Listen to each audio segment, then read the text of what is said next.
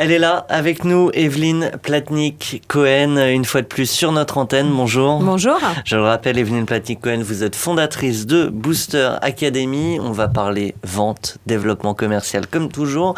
Mais aujourd'hui, on va s'intéresser aux petites astuces pour bien préparer son futur rendez-vous commercial. Evelyne, on veut tout savoir. Alors, la première chose, je pense, et qu'on oublie souvent de faire quand on va voir un client, c'est de regarder quels sont tous les contacts que vous ou l'entreprise a déjà eu avec ce client-là.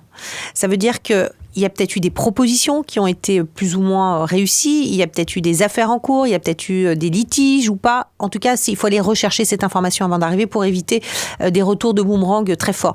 Il faut aussi voir tout le spectre des personnes qui sont dans l'entreprise dans laquelle vous visitez et que vous avez plus ou moins ou quelqu'un de chez vous a dû croiser. Parce que souvent, on vous reprocherait très facilement de dire « mais vous ne saviez pas qu'un tel avait rencontré un tel ». Donc tout ça, il y a un travail préparatoire qui est déjà lié à l'historique que vous avez avec ce compte. On communique en interne déjà dans sa propre entreprise. On va chercher les infos. Et ça, c'est souvent un acte qu'on oublie de faire. Parce que maintenant, qu'est-ce qu'on fait le plus souvent? C'est qu'on va sur Internet. Alors, on va sur Internet pour aller voir quoi?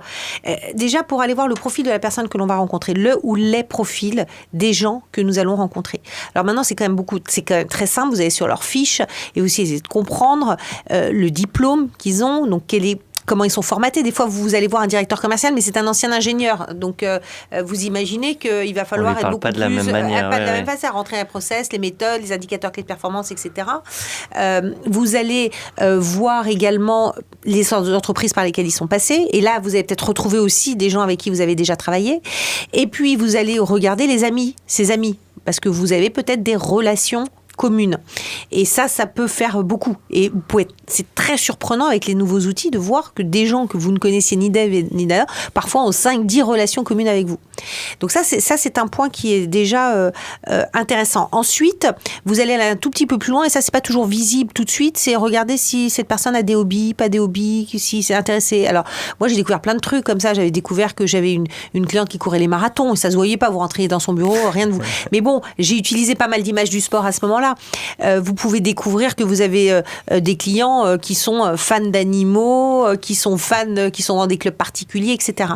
Et donc ça, c'est des choses que vous allez évidemment pas lui dire en face brutalement le jour où vous le rencontrez, parce qu'il va trouver ça un peu curieux. Mais en tout cas, vous pouvez complètement utiliser l'ensemble de ces images. Tourne autour, oui. Et puis, une dernière chose, mais qui est vraiment importante, c'est quel est votre objectif lors de ce rendez-vous?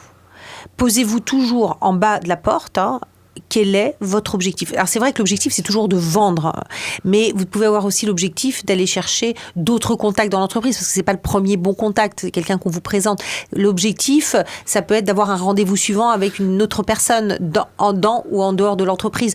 Vous pouvez avoir des dizaines d'objectifs possible lorsque vous rencontrez quelqu'un, et ce qui est très important, c'est de les identifier avant de rentrer, parce que quand on n'a pas d'objectif, on risque pas de stratégie, pas de les atteindre non plus. Ouais, exactement. C'est comme au loto, tous les gagnants ont joué. Merci à vous d'avoir joué une fois de plus avec nous sur l'antenne de We Do Biz. Evelyne Platnik-Cohen, à la semaine prochaine. À la semaine prochaine.